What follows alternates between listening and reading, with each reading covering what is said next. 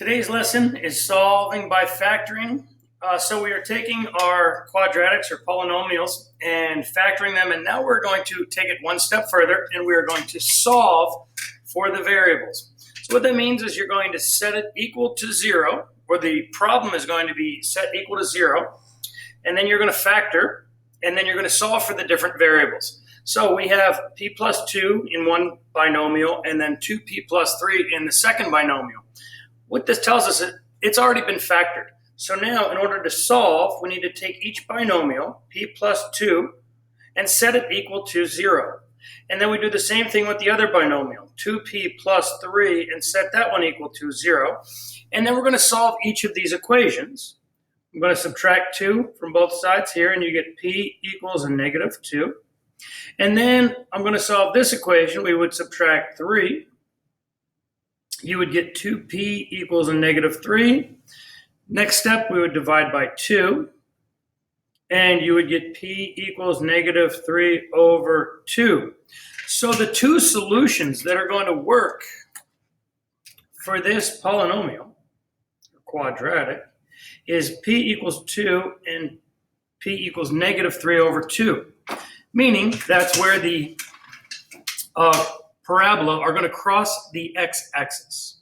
Okay, and one way that you would write your solutions is do a little squiggly line, and you would put a negative 2 as one of your solutions and a negative 3 over 2 as the other, and then another set of squiggly lines.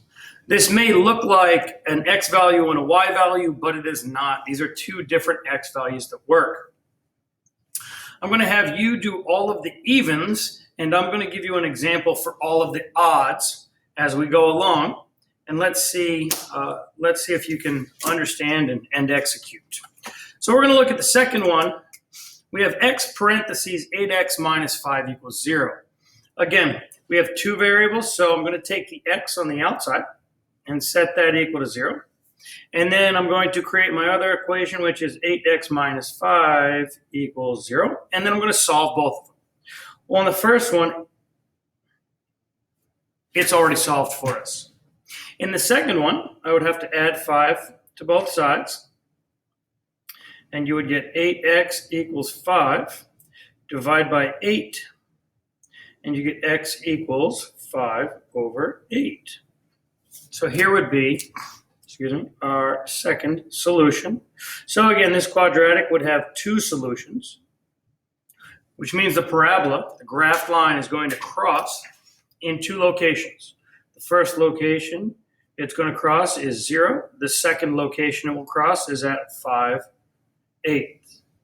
And if you were to graph these on Desmos, you would be able to see that. Okay? Let's look at example number 5. Example number 5 is not factored yet, but we're going to factor it. Go back to my blue. So v squared plus 4v, they have a greatest common factor of v. So I'm going to factor out of v, and then I would be left with v plus 4 equals 0.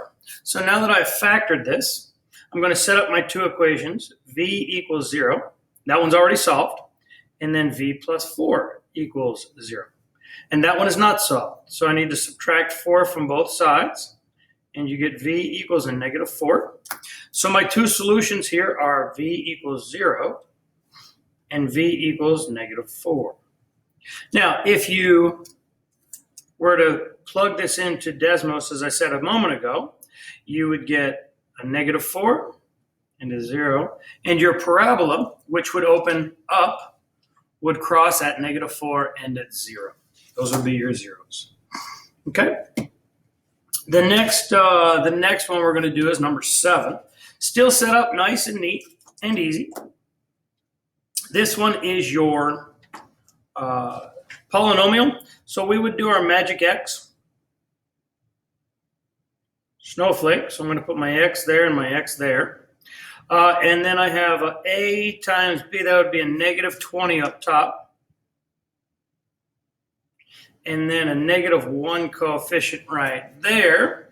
And then what numbers multiply together to equal a negative 20 and add together to equal a negative 1? Well, let's go through our list, we would have 1 times 20, 2 times 10, 4 times 5. And one of those is going to be negative, one's going to be positive. Here's my grouping.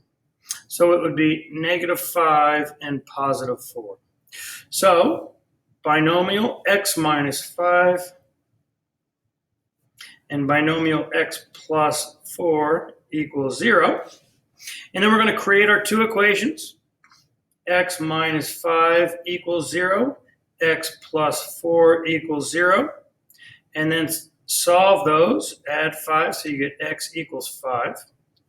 And then minus 4 from both sides, and you would get x equals a negative 4.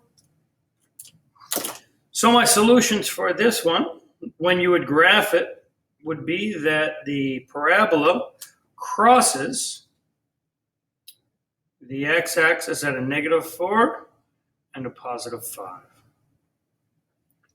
The last one that we are going to do looks different. Excuse me for a second, I'm trying to get it so you can see. It's not set up like the previous one. So what we need to do is we need to get a 0 on the end there, and we have a 5. So what we're going to do in order to correct that is to subtract 5 from here and subtract 5 from here. And then you would get v squared minus v minus 56 equals 0. And then we come over and we do our magic x. Put our x's there. And we're going to run through our factors. 56 times 1, 28 times 2. You know what? And I'm thinking there's an 8 times a 7 is 56. So if we have a negative 56 up top and we have a negative 1 down below, we would do a negative 8 and a positive 7. So x minus 8, one binomial, x plus 7, the second binomial, equals 0. When we set up our two equations, x minus 8 equals 0, x plus 7 equals 0. And then we would solve those. You would add 8, x equals 8, subtract 7, x equals 7. So our two solutions for this, x equals negative 7. So our two solutions here for the last one would be a negative 7 and a positive 8. And again, that's where the parabola would cross the x-axis. Oops, I ran out of room on you. Apologize. All right, so what I'd like you to do is I'd like you to try to do the even problems and then come back and check your answers, and we will, you could check your answers with Desmos, graph the lines, and then see what answers you get and see if they match up. Have a great day.